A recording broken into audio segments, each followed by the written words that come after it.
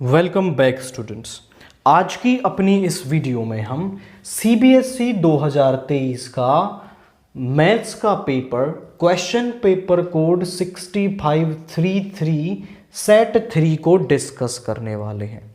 Set 1 and 2 हम previous videos में पढ़ चुके हैं। अब सेट 3 के अंदर और सेट 1 के अंदर बहुत सारा पार्ट कॉमन होता है। अब जो कॉमन क्वेश्चंस हैं वो हम सेट 1 में पढ़ चुके हैं, तो वो हम यहाँ नहीं पढ़ेंगे। हम सेट 3 में केवल उन क्वेश्चंस को पढ़ेंगे जो सेट 1 से डिफरेंट है। अगर सेम वाले क्वेश्चंस देखने हैं तो यहाँ क्लिक करके आप उस प्लेलिस्ट में जा करके देख सकते हैं। तो शुरू करते हैं 6533 क्वेश्चन नंबर 1।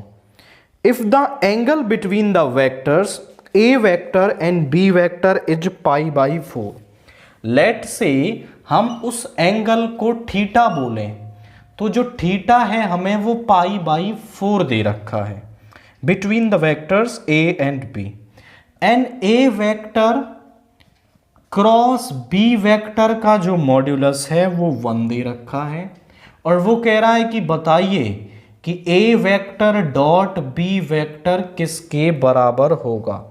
तो आप समझें कि हमारे पास एंगल निकालने का फॉर्मूला होता है cos theta is equal to a dot B upon a vector का मॉड्यूलस इनटू b वेक्टर का मॉड्यूलस। अब जो वैल्यूज आपके पास है वो रखें। हमारे पास है ये वैल्यू थीटा पाई बाई 4, इसको इधर ले आए, इसको इधर ले आए।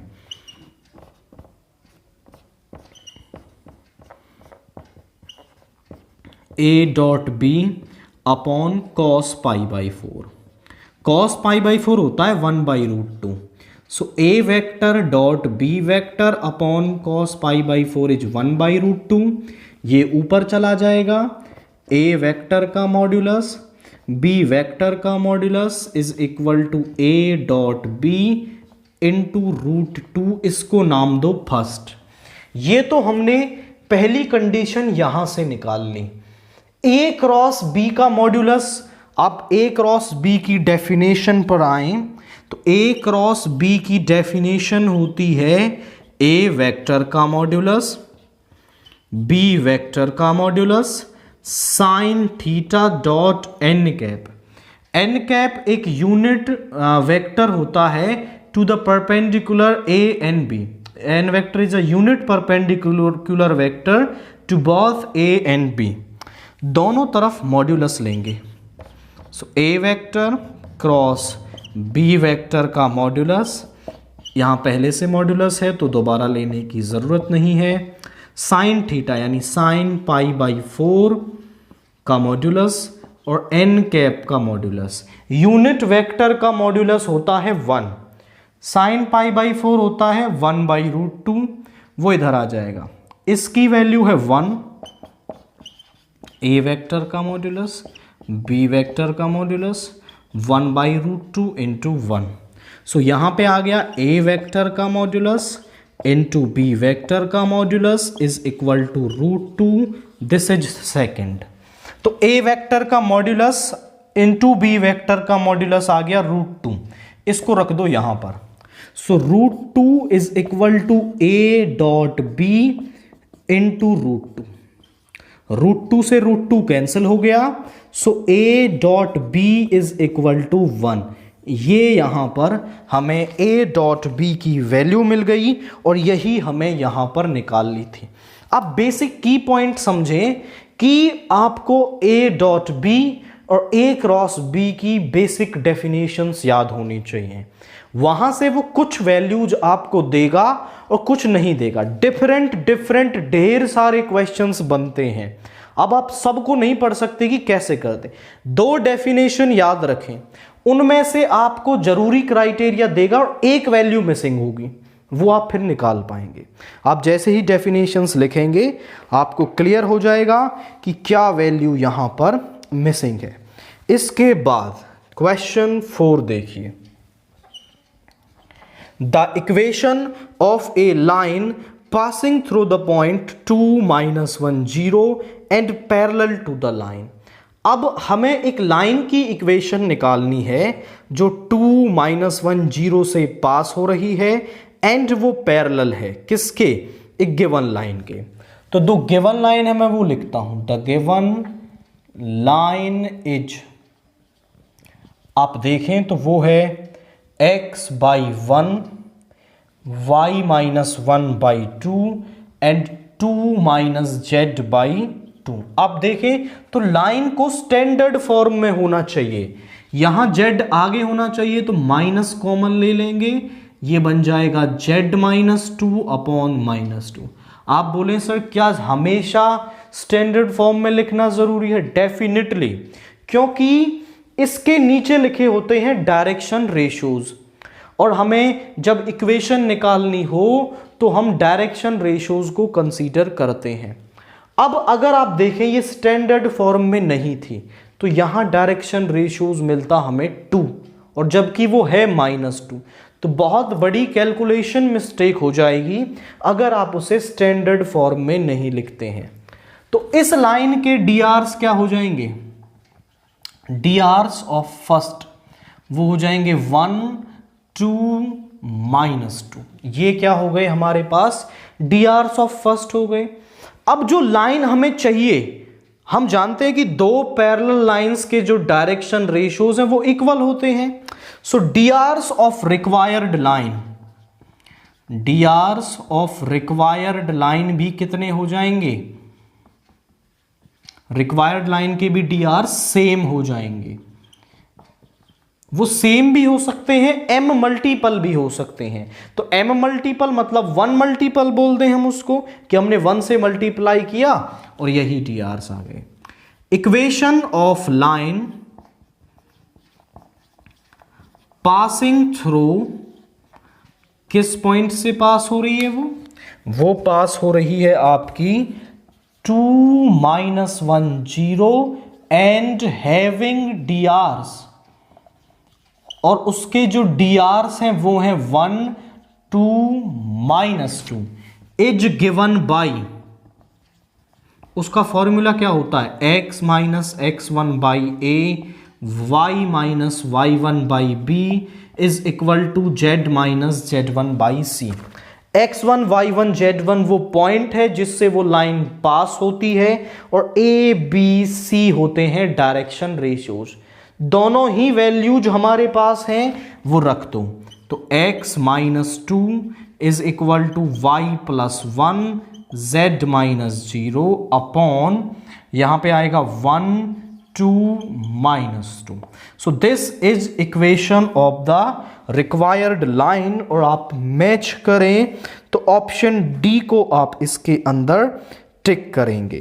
क्वेश्चन 5 देखिए, what the question is saying, x and y are independent events such that x और y हमारे पास इंडिपेंडेंट इवेंट हैं, and P X intersection y complement is equal to 2/5 and P X is equal to 3/5 and you have to find the value of P Y. तो आपको P Y की value निकालनी है। आप समझें कि अगर हमारे पास x एंड y इंडिपेंडेंट दे रखे हैं, so we know that x and y are independent. अगर ये इंडिपेंडेंट हैं तो पी एक्स इंटरसेक्शन y हमारे पास होता है P X into P Y.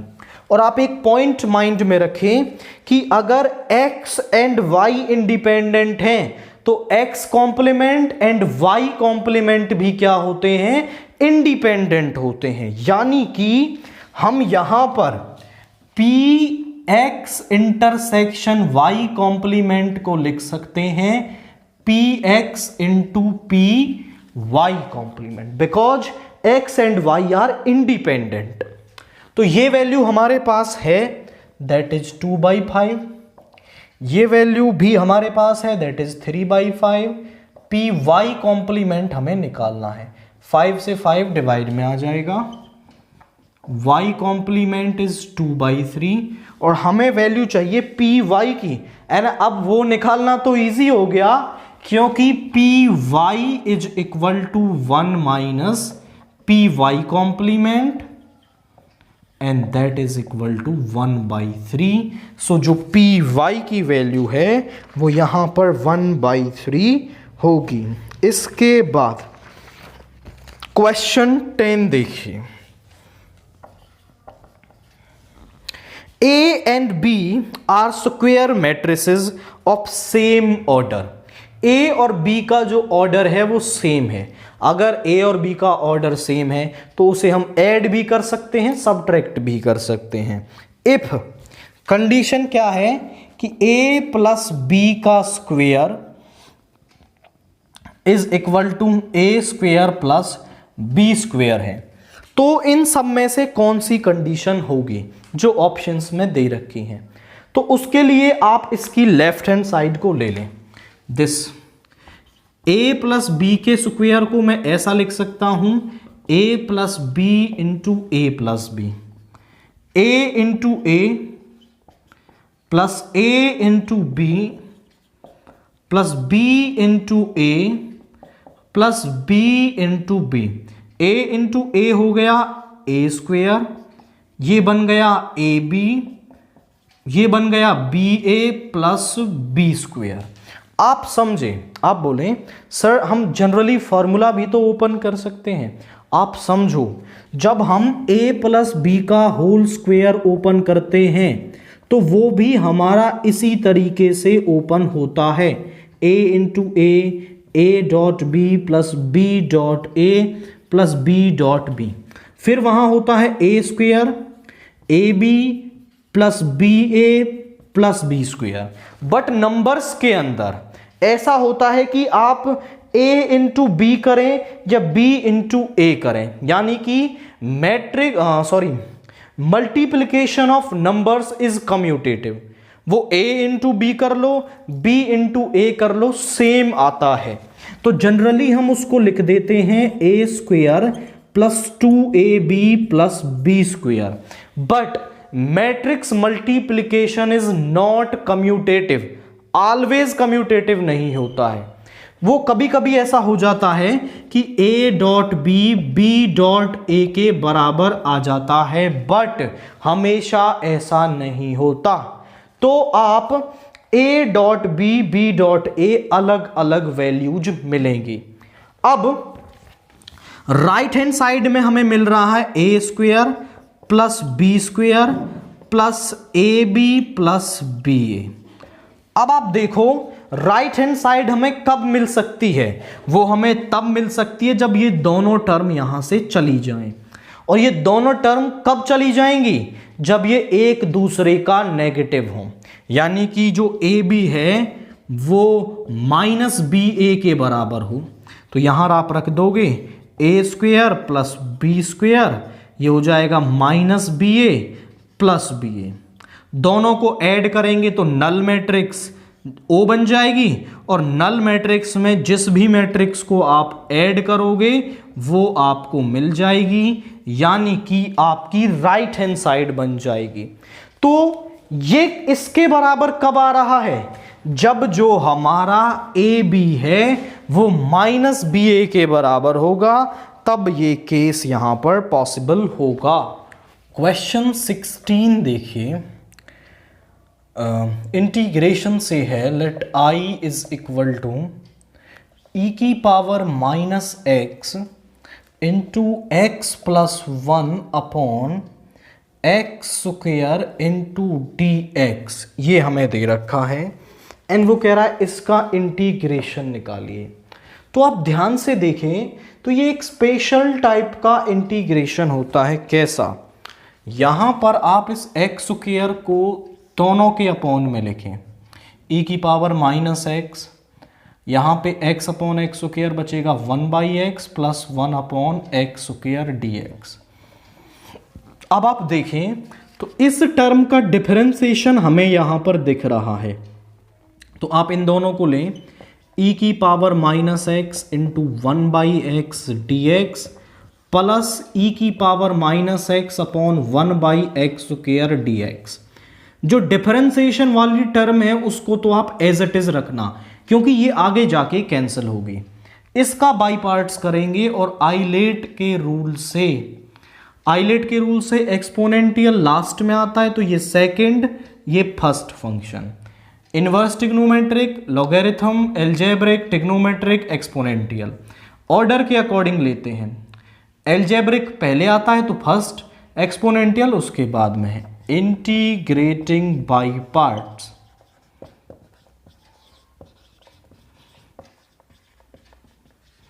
तो यहां फर्स्ट फंक्शन सेम, सेकंड का इंटीग्रेशन माइनस फर्स्ट का डिफरेंशिएशन और सेकंड का इंटीग्रेशन करेंगे तो ई की पावर माइनस एक्स और माइनस एक्स का डिफरेंशिएशन नीचे प्लस ई की power minus x 1/x² dx। Minus minus positive हो गया, ई की पावर माइनस एक्स बाई -1 और यहाँ पे ये प्लस, ये माइनस का ही रहेगा, ई की power minus x into 1/x² dx plus e की power minus x upon x² dx। दोनों सेम है, कैंसिल हो गए। यहाँ पे आया माइनस ई की power minus x upon x plus c, where c is the constant of integration. आप जनरली देखें तो ये 1 मार्क में आता है ई की power X into F X plus F dash x, उसका डेरिवेटिव वहां पर दिया होता है। तो इसका इंटीग्रेशन आप डायरेक्ट भी कर सकते हैं, वो होता है ई की power X into F X plus सी।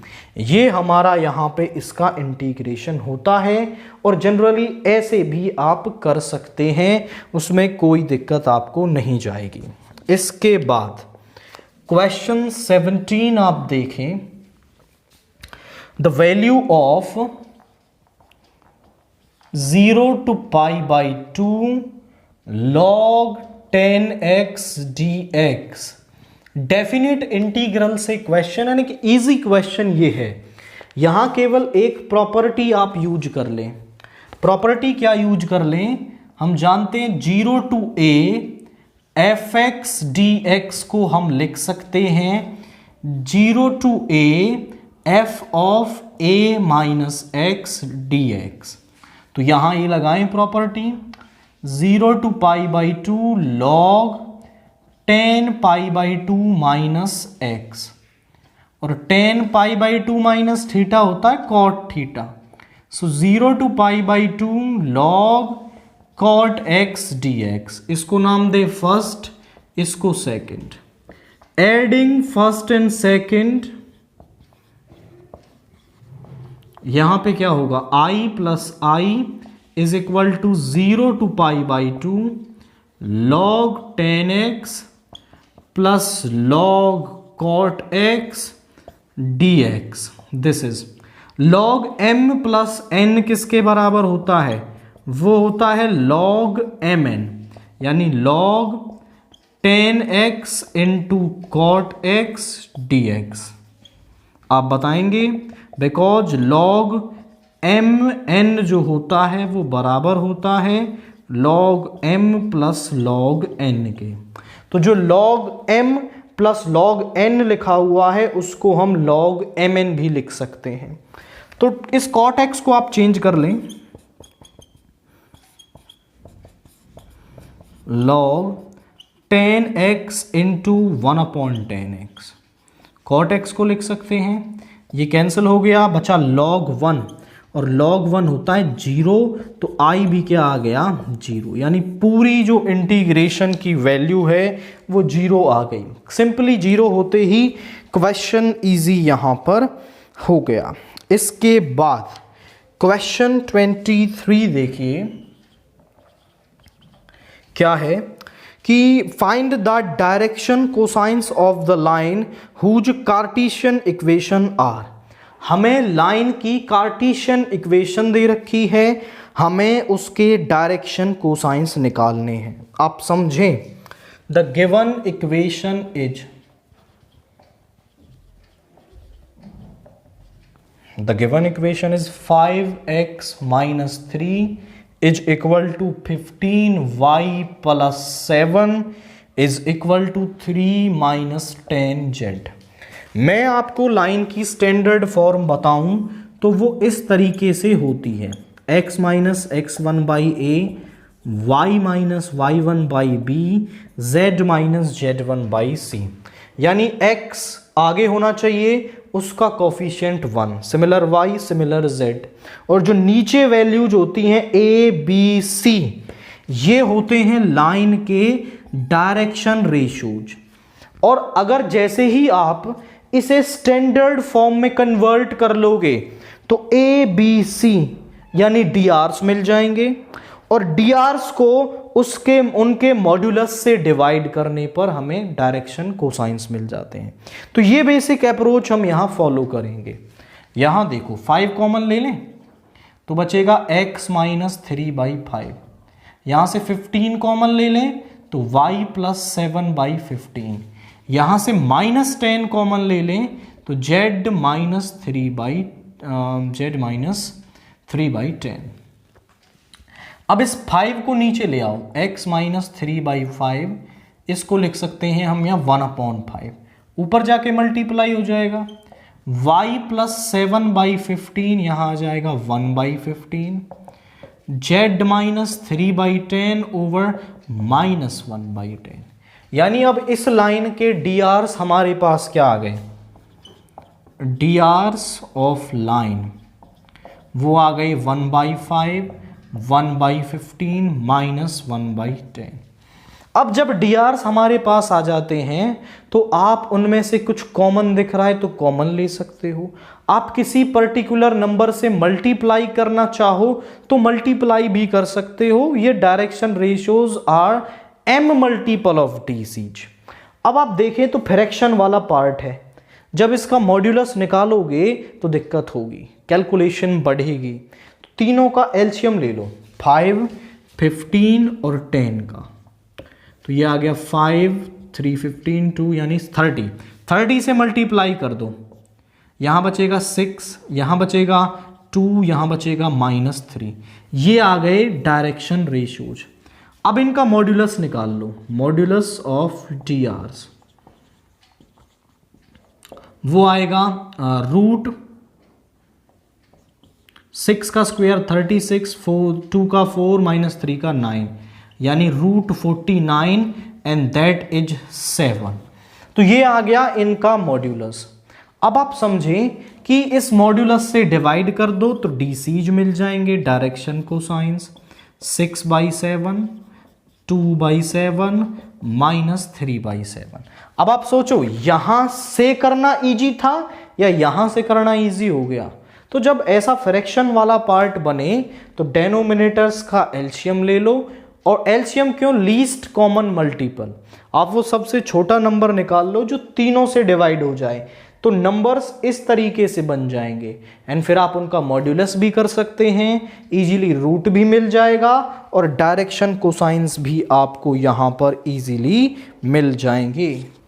क्वेश्चन 24 देखिए, find the points on the curve 6y is equal to x³ plus 2 at which ordinate is changing 8 times as fast as abscissa। तो हमें इस कर्व पर points निकालने हैं। कब? जब जो ऑर्डिनेट यानी कि y x एक्सिस के कंपैरिजन में 8 टाइम्स फास्ट इंक्रीज हो रहा होगा, चेंज हो रहा होगा। तो गिवन कर्व क्या है हमारे पास? द गिवन कर्व इज,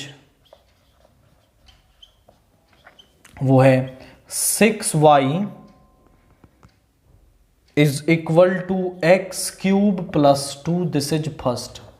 और जो गिवन कंडीशन है वो ये है कि ऑर्डिनेट इज चेंजिंग, यानी dy ओवर dt जो है वो dx ओवर dt से 8 times is changing 8 times fast as abscissa. यानी जिस रेट से ये इंक्रीज हो रहा है ये उसका 8 टाइम, ये 1 है तो ये 8 है। दोनों को बराबर करने के लिए मुझे यहां 8 से मल्टीप्लाई करना पड़ेगा, now this is the condition जो उन्होंने दे रखी है।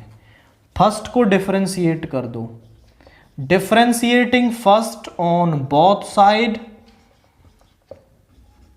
With respect to T, 6 dy over D T is equal to 3x square और x का हो गया dx ओवर dt और 2 का 0।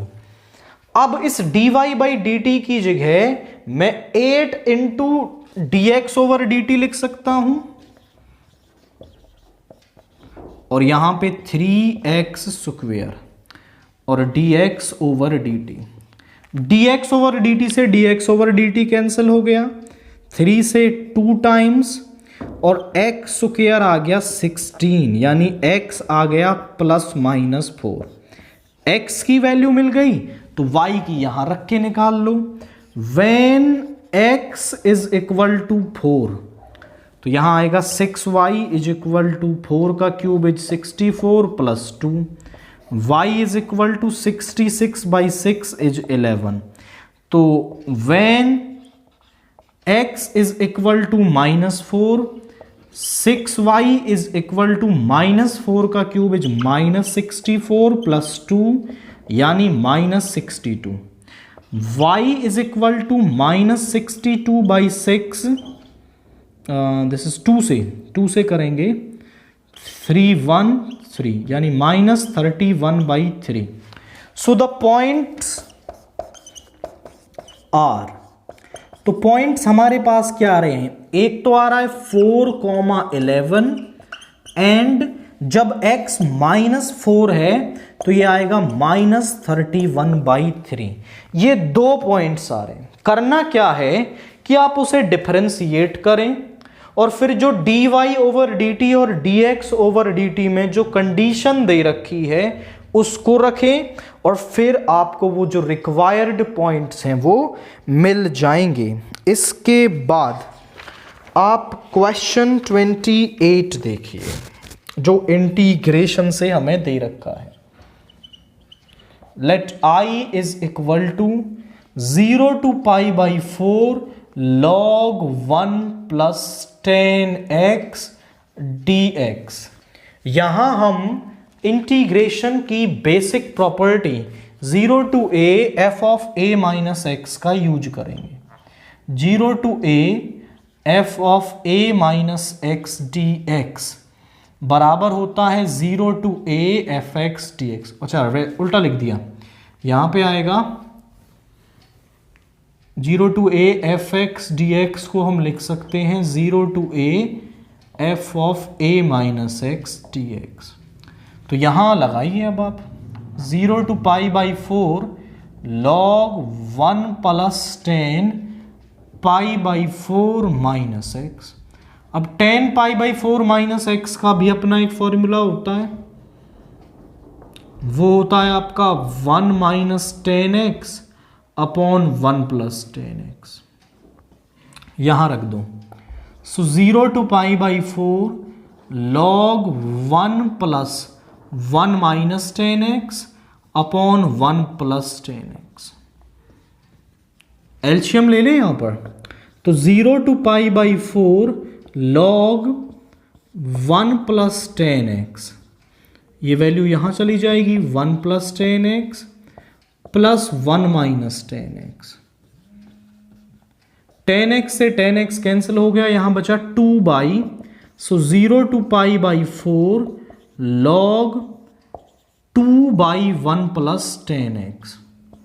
अब हम यहां फॉर्मूला यूज कर लेंगे, log m/n बराबर होता है log m minus log n। तो यहां पे आ गया 0 to π/4 log 2 dx minus 0 to π/4 log 1 plus 10x dx। आप समझें तो ये जो देखो इसकी शक्ल किसी से मैच हो रही है, एग्जैक्टली I आ रहा है, यानी इसकी जगह मैं I लिख सकता हूं।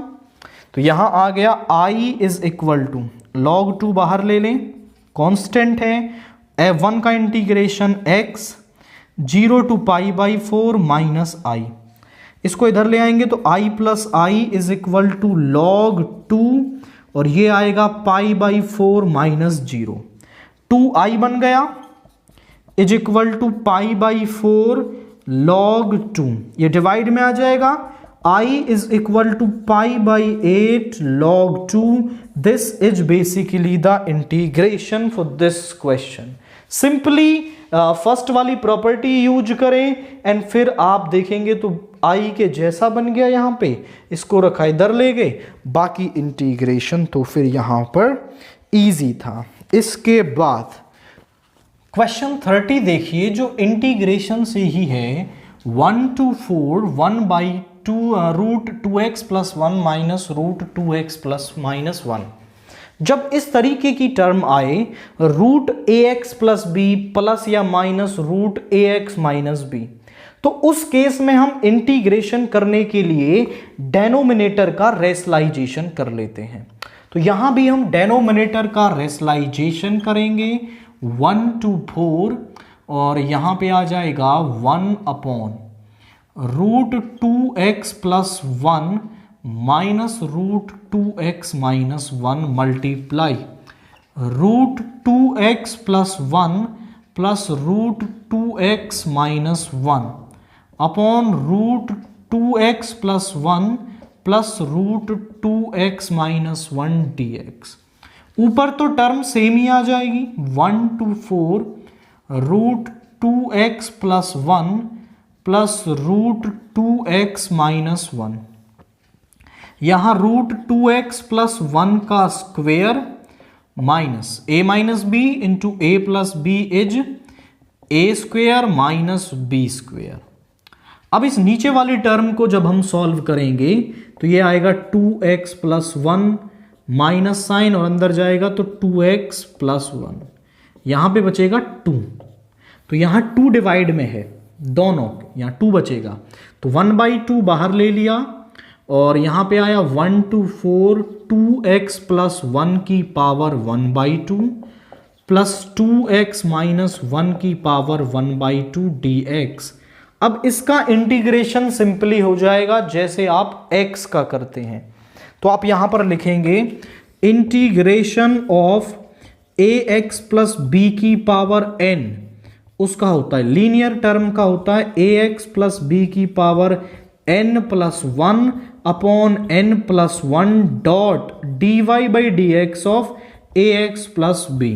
इस लीनियर टर्म का डिफरेंशिएशन डिवाइड में आता है, तो यहां पर होगा 1/2 2x प्लस 1 की पावर 3/2 1/2 प्लस 1 अपॉन 3/2 और इसका डिफरेंशिएशन 2 प्लस 2x माइनस 1 की पावर 3/2 अपॉन 3/2 इंटू 2 1 to 4, 2 से 2 कैंसिल हो गया, 3 दोनों में कॉमन यहां आ जाएगा 1/2 इंटू 3 और अपर लिमिट को रखेंगे तो 4 2 8 9 की पावर 3/2 4 2 8 7 की पावर 3/2 माइनस 2 1 2 3 की पावर 3/2 प्लस 1 की पावर 3/2, तो यहां पे आ गया 1/6। अब इसको थोड़ा सिंप्लीफाई करते हैं, इस 9 को मैं लिख सकता हूं 3 का स्क्वायर एंड इसकी पावर है 3/2, पावर की पावर आपस में मल्टीप्लाई होगी 3 का क्यूब दैट इज 27, तो यहां आ गया 27। 7 को लिख सकते हैं रूट 7 का स्क्वायर, इसकी पावर 3/2, 2 से 2 कैंसिल हो जाएगा, रूट 7 की 3 टाइम्स मल्टीप्लाई यानी root 7 into root 7 into root 7, ये 7 बन गया 7 रूट 7। यहां पर भी सेम होगा -3 रूट 3 और 1 की पावर कुछ भी हो 1 ही होता है। 27 minus 1 is 26 plus 7 root 7 minus 3 root 3, this is basically the integration of this term यहां पे होगा। आप इसे यहां छोड़ना चाहें तो यहां भी छोड़ सकते हैं, अगर आपको दिख रहा है कि आप सिंपलीफाई कर सकते हो तो आगे सिंपलीफाई कर दें, वरना प्रीवियस स्टेप पर भी आप इसे छोड़ सकते हैं। क्वेश्चन 31 देखिए, solve the following linear programming problem graphically, minimize z is equal to x plus 2y। इस ऑब्जेक्टिव फंक्शन को हमें मिनिमाइज करना है जब सब्जेक्ट टू कॉन्स्ट्रेंट्स ये दे रखे हैं। तो इसको मिनिमाइज करने के लिए हम सबसे पहले इन कॉन्स्ट्रेंट्स का ग्राफ बनाएंगे कि इनका ग्राफ क्या होगा। सो हम सबसे पहले बना रहे हैं graph of 2x plus Y is equal to 3। Equation का ग्राफ बनेगा, ना कि इनइक्वालिटी का। तो यहां आप देखें,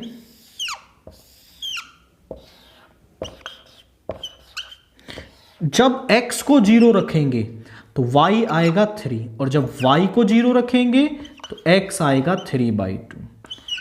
नेक्स्ट इक्वेशन का graph of x plus 2y is equal to 6।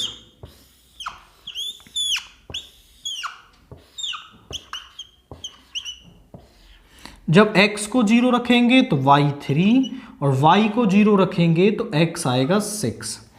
अब हम बनाते हैं इसका ग्राफ। तो ग्राफ आप बना लें यहां। तो आप इंटरवल्स ना यहां पे थोड़े 1 के ले लेना, 1 2 3 4 5 6, 1 2 3 4 5 6।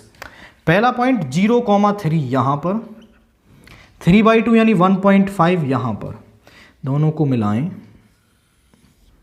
This is the line 2x plus Y is equal to 3। x0 y3 यहां पर, x6,0 यहां पर। This is the line, this line is x plus 2y is equal to 6।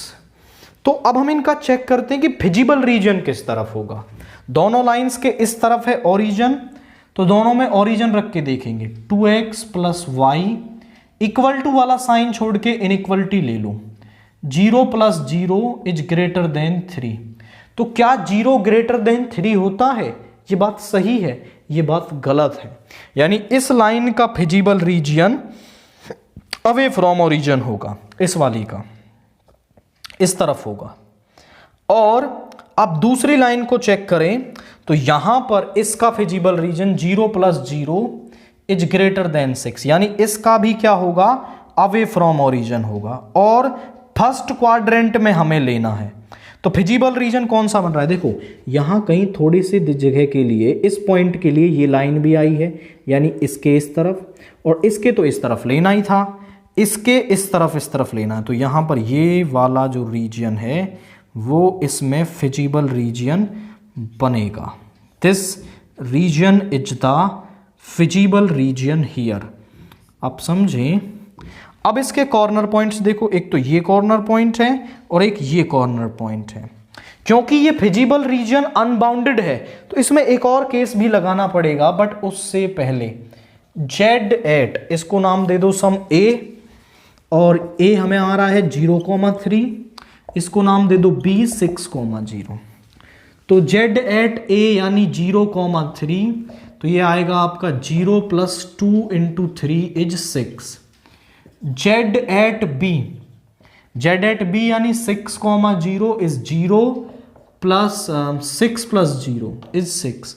दोनों पर ही मिनिमम आ रहा है, दोनों जो पॉइंट्स हमें मिल रहे हैं उन पर ही मिनिमम आ रहा है। जब हमारा फिजिबल रीजन अनबाउंडेड हो तो हम हाफ प्लेन ड्रा करते हैं। कौन सा? हम बोलेंगे since the feasible region is unbounded, feasible region is unbounded,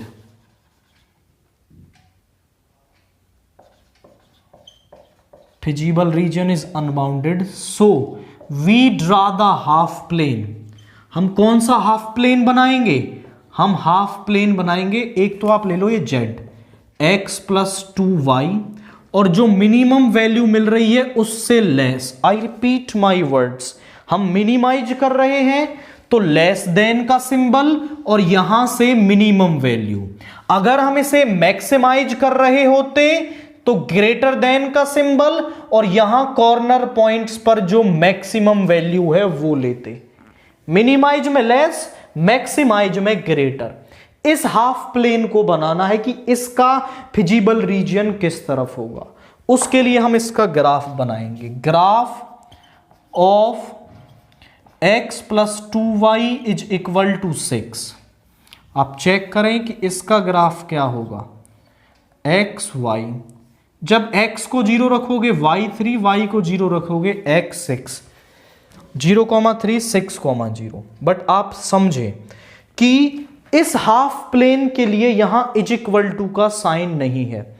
जब इज इक्वल टू का साइन होता है इनइक्वलिटी में तो उसको हम बोलते हैं आपका स्लैक इनइक्वलिटी। और जब केवल ये या फिर ये सिंबल हो तो उस इनइक्वलिटी को हम बोलते हैं आपका स्ट्रिक्ट इनइक्वलिटी। और स्ट्रिक्ट इनइक्वलिटी के लिए हम डॉटेड लाइन और स्लैक इनइक्वलिटी के लिए डार्क लाइन या फिर आप कह सकते हो कि कंप्लीट लाइन का यूज करते हैं। तो जब हमने इसको बनाया x plus 2y is greater than equal to 6, तो यहां इज इक्वल टू का साइन था तो हमने लाइन को डार्क बनाया। बट जब हम इसको ड्रा करेंगे तो इसका मतलब है कि यहां लाइन डॉटेड होगी। दिस डॉटेड लाइन आप नहीं दिखाओगे तो भी कोई दिक्कत नहीं।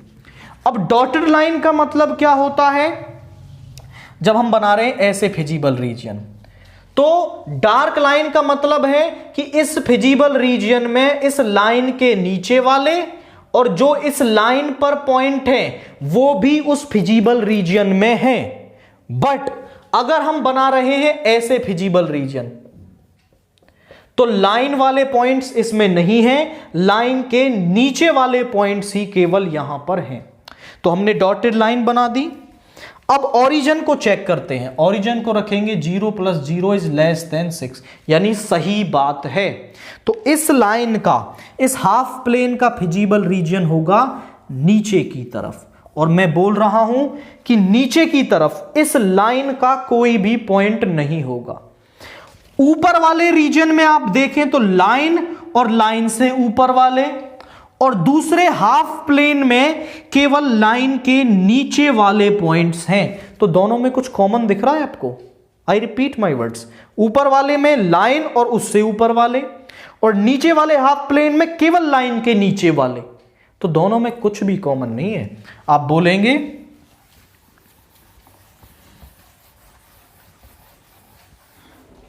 the half plane x plus 2y is less than 6 and feasible region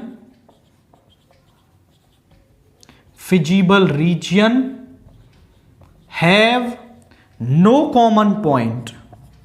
उनका एक भी कॉमन पॉइंट नहीं है। So minimum value is 6। तो जो मिनिमम वैल्यू है वो 6 हो जाएगी, जो उन कॉर्नर पॉइंट्स पर मिल रही थी। और ऐसे ही मैक्सिमम वाले केस में कुछ भी कॉमन नहीं आता है, तो मैक्सिमम वैल्यू वही हो जाएगी जो कॉर्नर पॉइंट्स पर मिल रही है। और अगर गलती से कॉमन आ जाए तो फिर आप बोलेंगे कि फिजिबल रीजन और हाफ प्लेन में बहुत सारे कॉमन पॉइंट हैं, तो इसका कोई भी सॉल्यूशन नहीं होगा। That means this has no solution. Question 33 देखिए। Check whether a function fr2 -1/2, 1/2 defined as fx is equal to x upon 1 plus x square is 1 और and on 2 और not। हमें चेक करना है कि ये 1 है या नहीं है, on 2 है या नहीं है। अब 1 या on 2 चेक करने के लिए आप की कंसेप्ट को समझें कि क्या होता है। This is a domain and this is codomain. इसको हम बोल रहे हैं डोमेन जो हमारी R है, एंड दिस इज कोडोमेन जो हमारी -1/2, 1/2 है। हम क्या करते हैं कि हम यहाँ एक पॉइंट लेते हैं, इसमें x1, यहाँ एक लेते हैं x2। x1 की इमेज होगी fx1 और x2 की इमेज होगी fx2। अब क्या करते हैं हम, एक this is x1, this is x2, मैं बोलता हूं कि fx1 और fx2 की एक ही वैल्यू आ रही है। हम बोलते हैं कि fx1 is equal to fx2।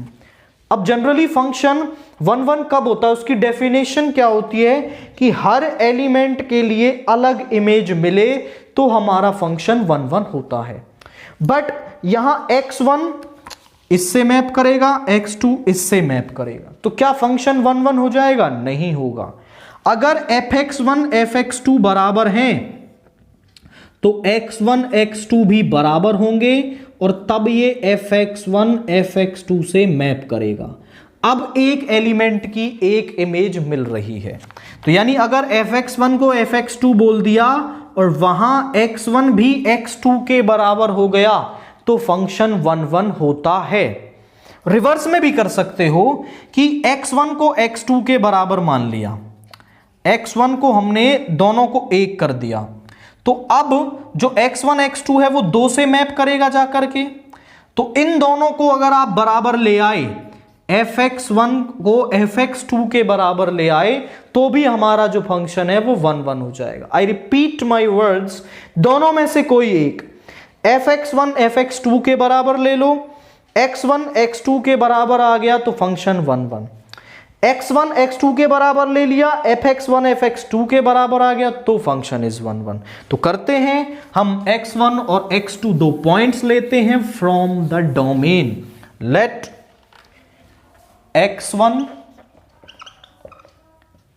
Comma x2 belongs to are domain such that, हम किस तरीके से बोल रहे हैं कि जो fx1 है वो fx2 के बराबर है, और हम दिखाएंगे कि x1 x2 के बराबर होगा। fx1 निकालना है तो x1 अपॉन 1 प्लस x1 का square, x2 upon 1 plus x2 का स्क्वेयर। अब यहां से कुछ सॉल्व करना है, cross multiply x1 plus x1 x2 का square, x2 plus x2 x1 का स्क्वेयर, दोनों को इस तरफ ले आओ, x1 minus x2 plus x1 x2 का स्क्वेयर माइनस x2 x1 का स्क्वेयर इज इक्वल टू 0। यहां है x1 माइनस x2 प्लस, यहां से आप कॉमन लें, क्या कॉमन लें, यहां से आप कॉमन लें माइनस x1 x2। अब जरा देखो, x1 x2 गया, यहां बचेगा x2 और वो हो जाएगा नेगेटिव क्योंकि माइनस कॉमन लिया है, और यहां बचेगा x1, वो हो जाएगा प्लस का। अब आप समझ गए होंगे कि क्यों कॉमन लिया है, दोनों में से x1 माइनस x2 को कॉमन ले लो, और यहां आ गया 1 minus x1 x2 is equal to 0। ये कंडीशन हमारे पास यहां पर आ रही है। अब हमें चेक करना है कि ये 1 1 ऑन 2 है या नहीं है। देखो जरा, यहां से x1 x2 तो आ रहा है, बट ये भी कंडीशन साथ में आ रही है। केवल यही आना चाहिए कि x1 x2 के बराबर नहीं है। यहां से x1 x2 आ गया, बट यहां से आ रहा है कि x1 is equal to 1 by x2। दोनों कंडीशन होंगी तब ये रिजल्ट होगा fx1 fx2। ऐसा नहीं होना चाहिए, केवल x1 x2 के बराबर है तभी fx1 fx2 के बराबर होना चाहिए। आप एक काउंटर एग्जांपल लेके भी समझा सकते हैं। लेट, हमने मान लिया x1 is equal to 2 and x2 is equal to 1 by 2। आप चेक करें, x1 is 2 and x2 is 1 by 2। ऐसा क्यों लिया अभी समझ में आएगा। तो यहां पे पुट करेंगे 2 minus 1 by 2 into 1 minus 2 into 1 by 2 is 0, which implies, आप बोलेंगे कि वेन, यहां पे लिखो when x is 2 x2 is 1 by 2, तो इस टर्म की वैल्यू क्या आ रही है, x1 minus x2 into 1 minus x1 x2 is equal to 0। आप देखो, जब x1 2 है और x2 1 बाई 2 है तो fx1 is equal to fx2 वाली कंडीशन को सेटिस्फाई कर रहा है जब ये दोनों अलग हैं। बट आप यहां पर देखें तो x1 is not equal to x2, fx1 तो fx2 के बराबर आ रहा है इन दोनों के लिए, बट x1 x2 के बराबर नहीं है, सो f इज नॉट 1 1। तो इस केस में जो f है हमारा वो 1 1 तो नहीं होगा। आप यहां भी बोल सकते थे कि x1 is equal to x2 and 1 is equal to x1 x2 and x1 is equal to 1 by x2। तो ये दोनों केस नहीं हो सकते, तो फिर आप बोलेंगे सो f इज नॉट 1 1, केवल यही होना चाहिए। ये बात गलत होनी चाहिए थी, बट ये नहीं हो रही है, तो सो f इज नॉट 1 1। एक इमेज हर एलिमेंट के लिए नहीं मिलेगी। अब हम चेक करते हैं ऑन टू, और ऑन टू चेक करने का जो कंसेप्ट है वो ये है कि यहां x डोमेन में और यहां पर है y को डोमेन। थोड़ा सा कंसेप्ट को पकड़े फिर आपको क्वेश्चन क्लियर होगा। x की इमेज है y और y की प्री इमेज है x। अब फंक्शन को ऑन टू हम कब कहते हैं? जब हर एक y के लिए मुझे एक x डोमेन में मिल जाए। यहां जो y लिखे हुए हैं हर किसी के लिए मुझे डोमेन में एक x मिल जाए तो मैं कहता हूं कि फंक्शन इज ऑन टू। तो उसके लिए हम क्या करते हैं, for onto let fx is equal to y। fx है हमारा x upon 1 plus x square is equal to y। यहां से आप x की वैल्यू निकाल लें इन टर्म्स ऑफ y। यहां मल्टीप्लाई करेंगे y एक्स स्क्वायर और plus y is equal to x, इसको इधर ले आओ, y x square minus x plus y is equal to 0।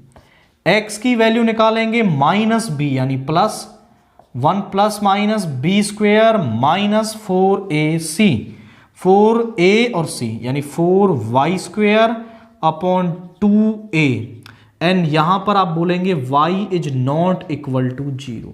अब आप समझो ये x की वैल्यू आ गई। अगर ये यहां की हर एक y की वैल्यू रखने पर x हमें यहां से मिल जाए तो हम बोल देंगे function is onto. But यहां हम y नहीं रख सकते इस x के अंदर, तो आप लिखेंगे यहां पर क्या लिखेंगे, for y is not equal to 0 या फिर y is equal to 0, for y is equal to 0 belongs to, देखो 0 यहां पर है -1/2, 1/2। यहां डोमेन मैं इधर बनाता हूं इसको, -1/2 कहीं 0 आएगा कहीं 1/2 आएगा, और इधर लिखे हुए हैं रियल नंबर्स। आप देखो कि इस फंक्शन में डोमेन, इसमें तो सारा कुछ है 1 2 1 2, इसमें से 0 रखता हूं मैं इस फंक्शन के अंदर, तो f0 की वैल्यू आएगी 0 अपॉन 1 प्लस 0 इज 0, यानी 0 किससे मैप करेगा, 0 से मैप करेगा। तो हम बोल रहे हैं कि उस y0 के लिए there exist, for y belongs to 0 -1/2, 1/2, there exist 0 belongs to are domain such that f0 is equal to 0। हमने क्या लिखा है यहां पर कि यहां पर जो कोडोमेन में 0 है उसके लिए डोमेन जो रियल नंबर्स है उसमें 0 है हमारे पास, सच दैट कि f0 रखने पर 0 मिलता है। मतलब इस 0 की प्री इमेज 0 तो हमारे पास है। हमने बोला था ना कि y 0 नहीं हो सकता, तो 0 को हमें अलग से बताना पड़ेगा, क्योंकि एक भी पॉइंट हम नहीं छोड़ सकते हैं कि हमें क्या पता चलेगा वही, फिर सबके लिए हो गया 0 के लिए नहीं हुआ। तो 0 की प्री इमेज तो एग्जिस्ट कर रही है। अब हम बात करते हैं उन नंबर्स की जो 0 नहीं है।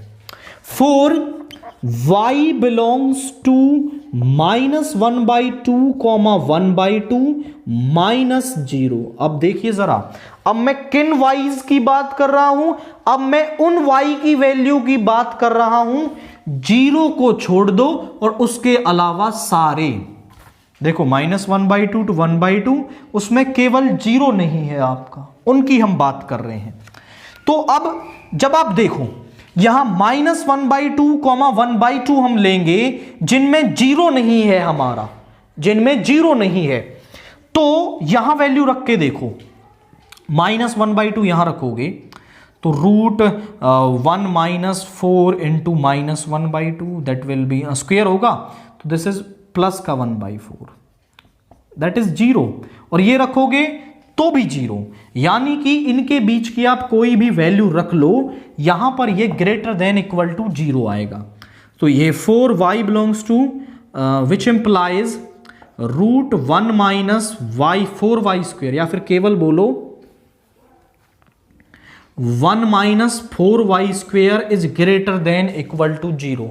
तो ये value greater than equal to 0 होगी। आप बोले सर पूरे से कोई प्रॉब्लम नहीं, केवल इस बेचारे से क्या प्रॉब्लम है आपको? आप देखें तो रूट के अंदर नेगेटिव यदि वैल्यू आ गई तो फिर वैल्यू रियल नंबर्स के अंदर नहीं होगी, उसके अलावा तो पॉइंट में या फिर कैसी भी नेगेटिव पॉजिटिव कैसी भी वैल्यू आए वो रियल नंबर्स के अंदर होगी। बट अगर फंक्शन रूट के अंदर नेगेटिव आ गया दैट मींस वो बन जाएगा इमेजिनरी, और इमेजिनरी रियल नंबर्स के अंदर नहीं होता। तो यहां ये पॉजिटिव दिखाना बहुत जरूरी है। So 1 - 4y² is greater than equal to 0, then x belongs to r, then x belongs to r -0। तो यहां आपके इन सभी y's के लिए जो यहां बिलोंग करते हैं ये आपका ग्रेटर देन 0 होता है, then x belongs to r -0, क्योंकि 0 पहले से 0 के लिए फिक्स्ड है। अब आप चेक करो कि 0 के लिए प्री इमेज मिल गई 0, और बाकी के नंबर्स के लिए हमारे पास इस रियल नंबर में आपकी क्या आ रही है? प्री इमेज आ रही है। और यही तो हमें चाहिए होता है फॉर ऑन टू करने के लिए कि हर एलिमेंट की प्री इमेज मिले। तो हम लिखेंगे for every y belongs to -1/2, 1/2, -1/2, 1/2 there exist x belongs to r such that fx is equal to y। तो so f is on to कि हर एलिमेंट की यहां पर एक प्री इमेज मिल रही है, सो f इज ऑन टू। तो ये जो हमारा f है वो 1 1 तो नहीं होगा, बट क्योंकि यहां पे हर एलिमेंट की एक प्री इमेज मिल रही है तो ये हमारा ऑन टू डेफिनेटली होगा।